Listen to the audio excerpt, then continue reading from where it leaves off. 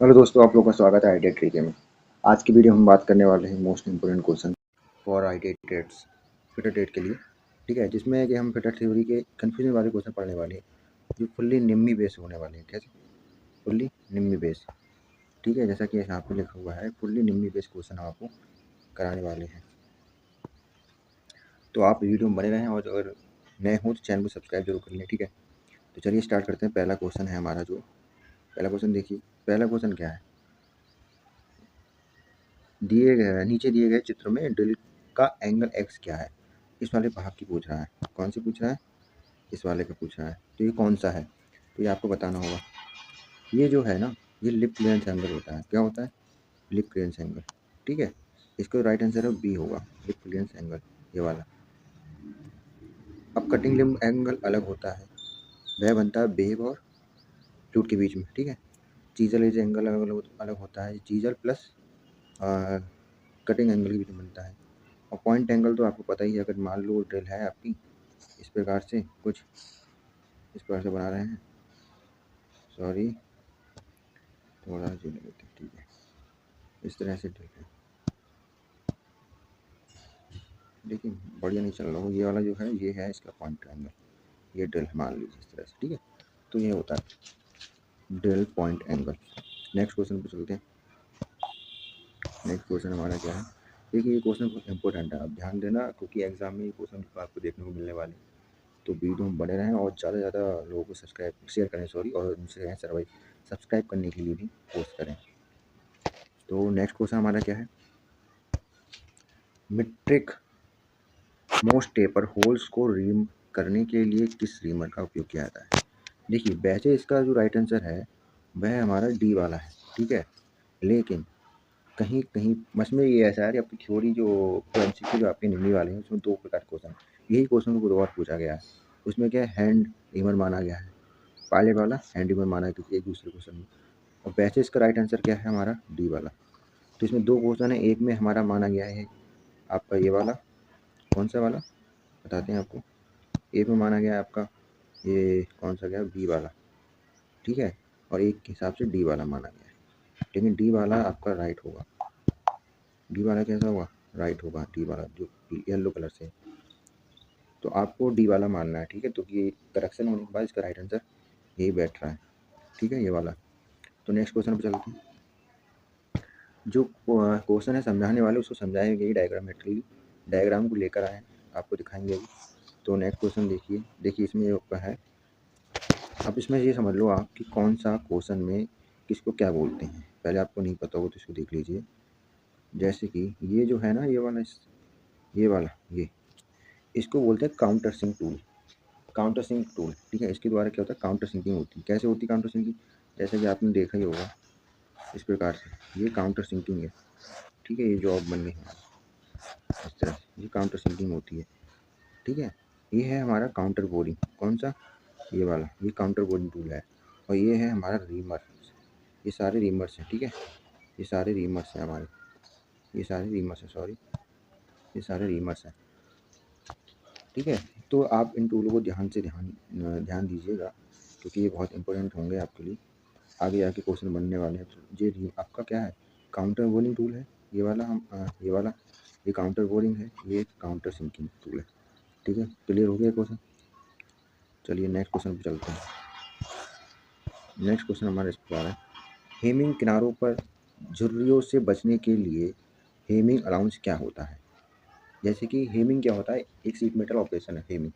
इसमें क्या होता है, सीट को मजबूताई देने के लिए, सीट है उसको मजबूताई देने के लिए, जैसे किनारों पर पतली सीटें होती हैं तो मुड़ जाती हैं, वो शार्प होती हैं, तो शार्प होती हैं तो शार्पनेस को कम करते हैं प्लस, और किनारों से मजबूताई बढ़ाने के लिए हेमिंग किया था। हेमिंग क्या है, जैसे कि आपने एक बार या दो बार मोड़ दिया, एक बार या दो बार मोड़ दिया तो वो हेमिंग कहलाती है।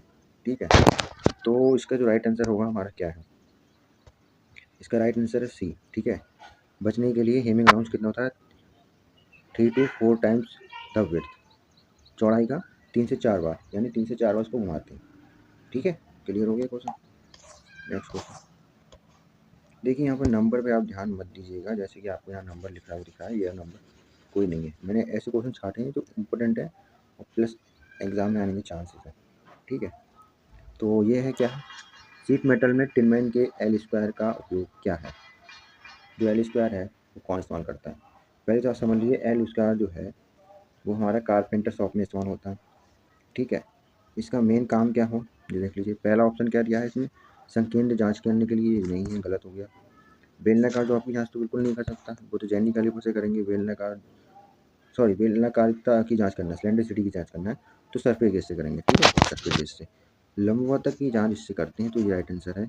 और एंगल की जांच जो है, एंगल की जांच ट्राई स्क्वायर से करते हैं। किसके, ट्राई स्क्वायर, शायद आप लोगों को पता होगा। ठीक है, ट्राई स्क्वायर। अब लिखने में नहीं आ रहा तो आप समझ सकते हो बस। ठीक है, नेक्स्ट क्वेश्चन पे चलते हैं और देख लीजिए इसमें एल स्क्वायर कैसा होता है वो भी आप देख सकते हो। ये है हमारा एल स्क्वायर। क्या है ये, एल स्क्वायर है इस प्रकार का। इससे यहाँ पर देखो, यहाँ दिख रहा है ना, ये परपेंडिकुलर जो हमारी लंबवतता होती है, यानी परपेंडुलरिटी। ठीक है, इसको चेक करते हैं। ठीक है, तो नेक्स्ट क्वेश्चन पे चलते हैं। स्टील रूल को उपयोग करते समय लंबन से उत्पन्न होने वाली त्रुटियों से कैसे बचा जा सकता है। यानी लंबन से होने वाली त्रुटि, अब इसको इंग्लिश में पढ़ लो तो कि यहाँ पे एक एरर होता है जो उसे बोलते हैं पैरेलैक्स एरर होता है। ठीक है, तो इसको कैसे दूर कर सकते हैं। इसको दूर करने के लिए जॉब पर नज़र रखें। ये तो नए जॉब पर नज़र तो रखी जाती है पर ये गलत है। पहला काम आपका क्या है, आँख को झुका कर रखें, बिल्कुल गलत, से तो और ज़्यादा एरर आता है। और प्लस हॉरिजॉन्टल तो रख ही नहीं सकते, तो ऑप्शन का सी राइट आंसर है। ठीक है, तो आँख को लंबवत रखना है, यानी कि मान लो आपको इसमें दिखाता हूँ, अगले वाले में से, डायग्राम वाले में आपको दिखाते हैं। ये देखिए डायग्राम। ठीक है, तो ये देखो आपको दिख रहा है ना, इसमें देखो जैसे हम मार्किंग कर रहे हैं तो बिल्कुल सीध में ऊपर से देखना है, ऐसे करके मार्किंग करके ऐसे नीचे लाइन खींच रहे हैं, ऐसे लाइन खींचना है, प्लस को ऊपर से देखना है बिल्कुल सटीक, और स्टील रूल की लाइन को मैच करते हुए देखना है, तभी लाइन हमारी सीधी जाएगी, है ना। तो यही चीज़ है। ठीक है, समझ में आ गया होगा। ठीक है, इतनी गर्मी में बना रहा हूँ वीडियो, आप ऐसा आप सब्सक्राइब जरूर करिएगा, चैनल को लाइक करना, वीडियो को लाइक करना। ठीक है, सपोर्ट की आपकी आवश्यकता है हमारे लिए, तो सपोर्ट जरूर करें आप लोग। नेक्स्ट क्वेश्चन, कौन सी सीड धातु अन्य धातुओं की तुलना में बेहतर दिखती है। ये क्वेश्चन कुछ फिजिकल से आ गया, यानी कौन बेहतर दिखती है। अब यहाँ इसमें गुड प्रॉपर्टी की बात नहीं हो रही है, फिजिकली हमें कौन अच्छा दिखता है, तो इसमें आप सीधे समझ लो कॉपर सीड कौन सी अच्छी दिखती है, कॉपर सीड दिखती है अकॉर्डिंग टू निम्मी। ठीक है, आपको कौन सी अच्छी लगती है उससे कोई मतलब नहीं है, निम्मी क्या अच्छा लगता है वो समझो। यहाँ पे सीट देख सकते हो आप, कॉपर की है और भी है, मान लीजिए स्टेनलेस स्टील है, जो पीतल की लग रही है, ऐसे करके अलग अलग मटेरियल की बनी हुई है, तो ऐसे सीट होती है। ठीक है, अब नेक्स्ट क्वेश्चन देखो, किस स्थिति में डिजिटल वर्नियर कैलिपर की शून्य सेटिंग आवश्यक है। शून्य सेटिंग से क्या मतलब है, जैसे कि आप मेजरमेंट ले रहे हो, डिजिटल वर्नियर कैलिपर हो, साधन वाला हो, तो माप रहे हैं, मापते समय क्या है कि हमें उसको शून्य में मतलब जीरो सेटिंग करनी पड़ती है। ऐसा नहीं है आपने जहाँ से खोला वहीं से माप लेना चालू कर दिया तो आपका माप गड़बड़ हो जाएगा ना। माप गड़बड़ ना हो तो पहले आपको शून्य सेटिंग करनी है, यानी कि उसको मिला करके दोनों जबड़ों को चल जबड़ा और स्थिर जबड़ा को मिला करके उसको जीरो सेट करना है, उसके बाद ही हम माप लेते हैं। ठीक है, तो इसके हिसाब से आंसर हमारा क्या होगा बताओ। बर्निंग कैलिपर से बैटरी को निकालते समय, तो बिल्कुल गलत है, इसका मतलब ही नहीं। बर्निंग कैलिपर को बंद करते समय बिल्कुल गलत है। व्हेन जॉज टच टुगेदर, जब जॉ एक दूसरे से छूते हों। या नेक्स्ट का आंसर ऑप्शन क्या है, जब जॉ अलग हो, तो ये तो बिल्कुल गलत है, पहला ही सी राइट आंसर है। तो सी हमारा राइट आंसर है कि जब एक दूसरे को छूते हों। ठीक है, इसको समझने के लिए आप डायग्राम पे आ जाइए, डायग्राम नीचे देखते हैं, ये है, देखो ये है डिजिटल वर्नियर कैलिपर, ये है डिजिटल वर्नियर कैलिपर। इसमें देख रहा हूँ यहाँ पे बंद है बंद। अब हमने यहाँ पे इसमें ऑन ऑफ का ऑप्शन आता है, यहाँ पर एक बटन होता है जो जीरो रेटिंग सेट करता है और ये ऑन ऑफ का है। इसे एक बार दबाएंगे तो बंद हो जाएगा, एक बार खोलेंगे दोबारा दबाएंगे तो ऑन हो जाएगा। ठीक है, जो आप समझते ही होगे। और इसके द्वारा जीरो, जब इसमें एक खास बात और भी है, अगर मान लो इसको यहाँ पे रख के हम जीरो सेटिंग करते हैं, जीरो यहीं पर दिखाने लगता है, लेकिन वो गलत हो जाएगा। चबड़े को चिपकाने के बाद जीरो बटन दबाते हैं और जीरो सेटिंग करते हैं। ठीक है, समझ में आ गया होगा।